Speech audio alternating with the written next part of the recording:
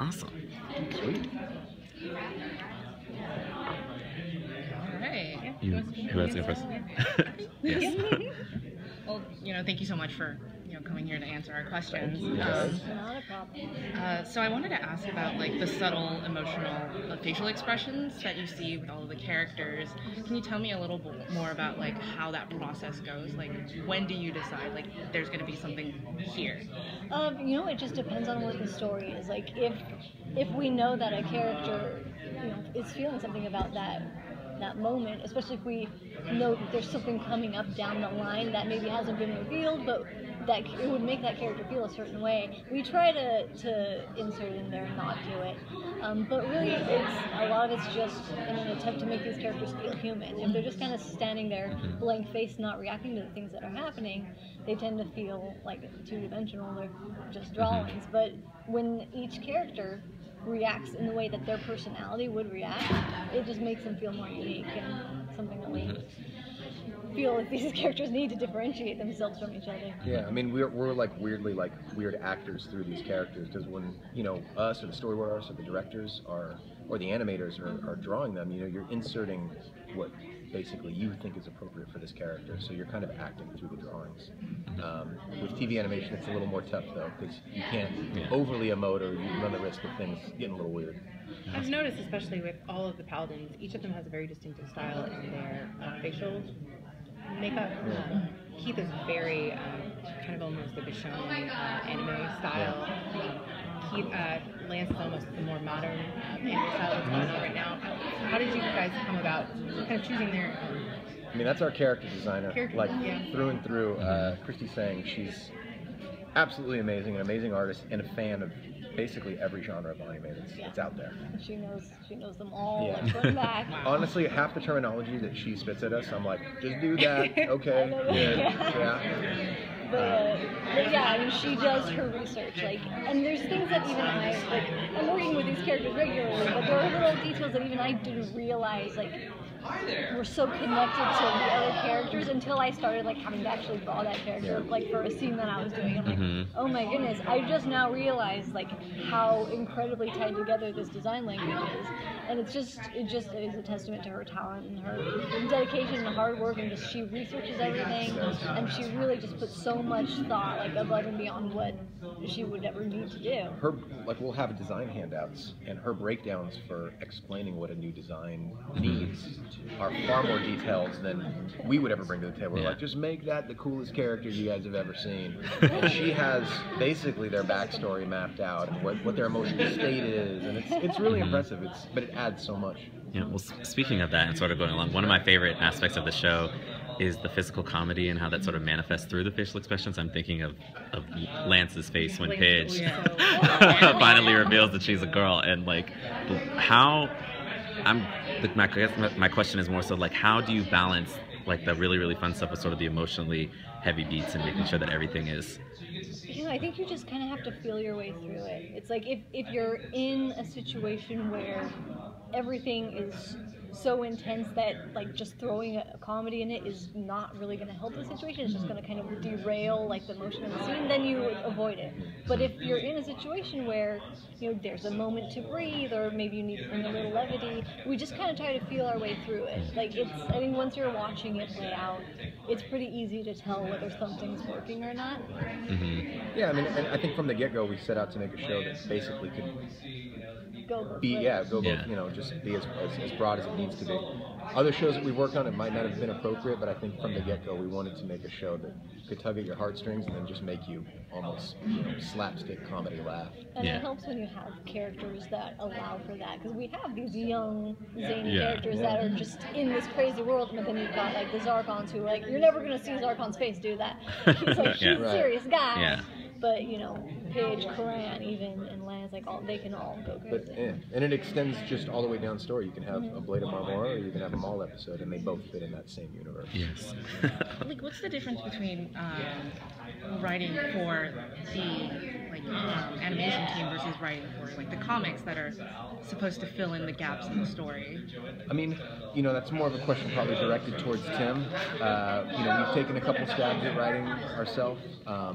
And I think within the show, again, it's just you're using your gut because you build this universe. You know, you have this starting point, which was the original show, and from there, it's all pretty, you know, unique stuff. So writing for the show, a lot of the times when we're in the writers' room and we're breaking stories, you're just sort of using your guts and going with what, you know, what your gut's telling you. What are these characters? Where do they need to evolve to eventually? And what's the best way for them to get there? And yeah, at certain points, like up front, you definitely need to be kind of writing the character and figuring that character out. But at this point, like these characters have such fleshed out personalities that they kind of, you kind of don't really have a choice. Like, you already know how Keith is going to react. You already know how Lance is going to react. And you just have to make the story work with that. There have been a couple pitches where, like, I think somebody pitched out a very different take on the character, and then it was so awesome and shocking. It's like, all right, how do we make this character like start doing that, and how will that come across to the audience? So I think sometimes where things zig, where they're supposed to zag, I think that's an interesting thing for the characters to go through, and interesting if you can make it work in the writers' room.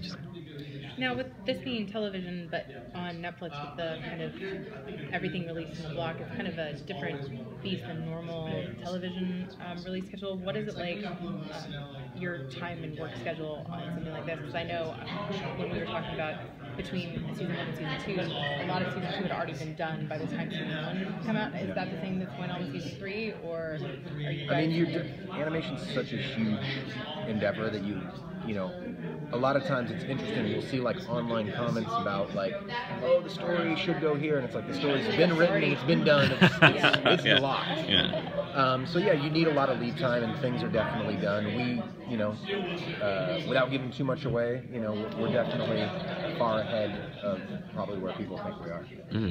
I think if a season is going to come out in a certain amount of time, yeah, just know it's already done. Made. Yeah.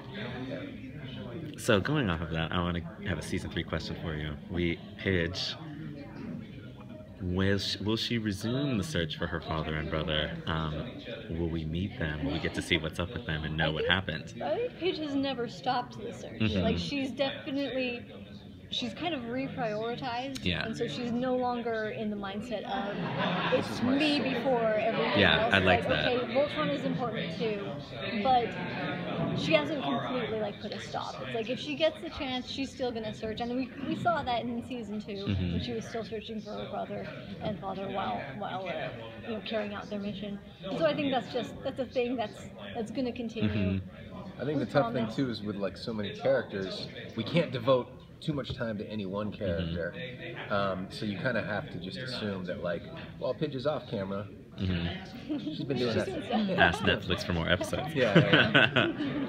So we didn't get to see all of the characters' reactions to Keith's Galra heritage reveal, and is there anything you can tell us about, like, you know, how Lance or Pidge or the other characters reacted? You know, I think them, you know, they're not quite as exposed to the horrors of the Galra as Allura is. Like, they're new to it, so Keith being Galra, they still associate Keith more with Keith than with being Galra.